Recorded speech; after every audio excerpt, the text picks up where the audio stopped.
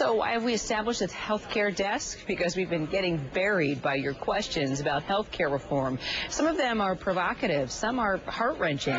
All of them deserve answers. So that's why we're turning to our guest today, Ken Thorpe. He's from Emory University. He's joining us today live from Los Angeles. Good to see you, Ken. Well, good morning. Well, let's get right to it, shall we? Okay. This email is coming from Dean. Can we expect our insurance premiums to increase while we wait for the bill to take effect? In other words, are the insurance companies going to try and make up for the fact that they won't be able to levy large increases in premium in the future? Well, good question. I think there's two things to keep in mind here. One is that we're going to continue to rely on the states to monitor health insurance premiums. So most states still have to approve those premiums to make sure they're reasonable. But what's really important is that within the next 3 months, each state is going to put into place a high-risk pool.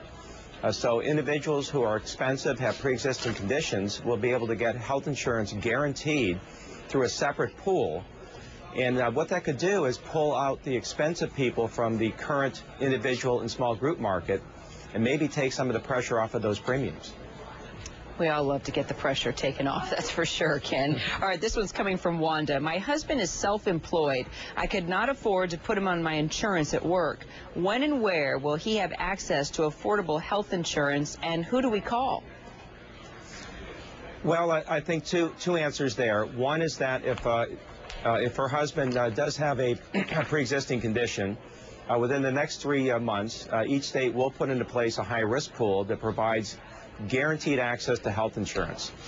So in many states, my home state of Georgia, that's a big deal because a lot of people can't get health insurance if they have a pre-existing condition at any price. Within 4 years, and would love to have seen it happen earlier, there's going to be, again, the health insurance exchanges and insurance available to all Americans at a very subsidized price. So near-term relief, but certainly within the next 4 years, the opportunity to buy coverage through the insurance exchanges. Got it. RJG says, my wife and I own a small business. We employ about 12 part-time employees. Will we need to offer our employees health care or be fined? No. If you are a business of 50 or fewer workers, you don't have to offer health insurance under this legislation. The good news is that immediately, though, this year, if you're a small firm providing coverage, you'll be eligible for up to a 25% tax credit, in this case, towards your contribution for health insurance coverage. So there's a lot of immediate relief for small businesses in this bill. So if you're a firm of 10 or fewer, you can get up to a 35% tax credit. If you're a company of 10 to 25, you can get up to a 25% tax credit. So I think that's good news to make health insurance more affordable for companies that are currently offering it. And here's a question that actually a number of people wrote in about. Heath said, how does this health care plan affect dental and vision coverage?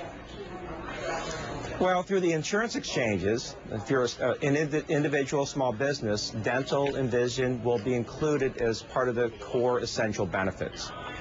The only thing that will differ in these exchanges is how much you pay out of pocket for your health care coverage. So you could pick a cheaper plan in terms of the premiums. You'll pay more cost sharing. You could pick a more expensive plan with less cost sharing. So you're going to have a lot of choice in terms of the type of benefit that you get. But vision and dental will be covered through these exchanges. All right, and real quickly, if you don't mind, before we go, you mentioned insurance exchanges. A lot of folks are confused by what exactly that means. It's basically just something that the states will put together that's a big supermarket that allows you to pick health plans. So my employer at Emory provides me every year a listing of health benefits that are available to me.